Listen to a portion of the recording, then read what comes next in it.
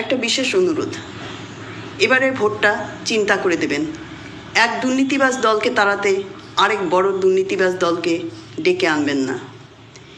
BJP শুধু দুর্নীতিবাজ দলই নয়, আদতে এই দলটা দাঙ্গা ও ধর্ষণ ছাড়া রাজ্যের আর কোনো উন্নতিই করে না। এই দলে বড় মেজো সেজো সব ধরনের নেতা কর্মী দাঙ্গা আর মহিলা ধর্ষণের সাথে যুক্ত। এদের শাস্তি হয় না, বরং মালা দিয়ে বরণ করে নেওয়া হয়। অ্যাসোসিয়েশন অফ ডেমোক্রেটিক রিফর্মসের তথ্য অনুযায়ী বিজেপিতে 54 জন সিটিং এমপি ও এমএলএ আছে যারা সরাসরি ধর্ষণকাণ্ডের সাথে যুক্ত। এই লিস্ট কিন্তু খুব লম্বা। উন্নাও কেসে কুলদীপ সিং সেঙ্গার, মণিরত্ন, রাম রহিম, আসারাম, ব্রিজভূষণ শরণ সিং, লিস্ট কিন্তু লম্বা। আমরা দেখেছি মণিপুরে কিভাবে প্রথমে দাঙ্গা বাঁধিয়ে দেওয়া হলো, তারপর মণিপুরের মেয়ের শ্লীলতাহানির কেস সারা পৃথিবী দেখলো, সারা পৃথিবী গর্জে উঠল, প্রতিবাদ করলো, কিন্তু প্রধানমন্ত্রী চুপ। বিলকিস বানুর কেসে ধর্ষণকারীদের মালা পরিয়ে বরণ করিয়ে নিয়ে আসা হলো, তাদের ভিআইপি ট্রিটমেন্ট দেওয়া হলো।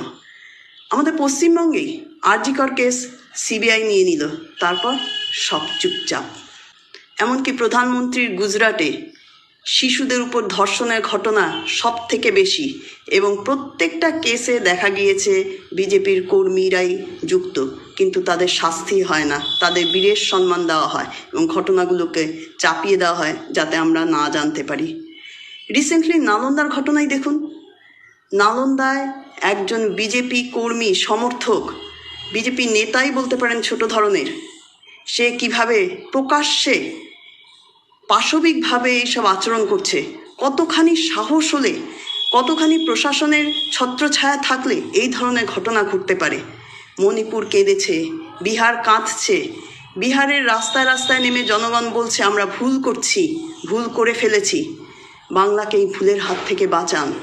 আমার ঘরে আপনার ঘরে মহিলা আছে, বাচ্চা আছে, তাদের সুরক্ষার জন্য, তাদের ভালো জীবনের জন্য, তাদের শিক্ষার জন্য একমাত্র বিকল্প হলো বামফ্রন্ট। আপনাদের এলাকার বামফ্রন্ট মনোনীত প্রার্থীকে ভোট দিয়ে নারীর সুরক্ষা, নারীর শিক্ষার ব্যবস্থা করুন। ধন্যবাদ।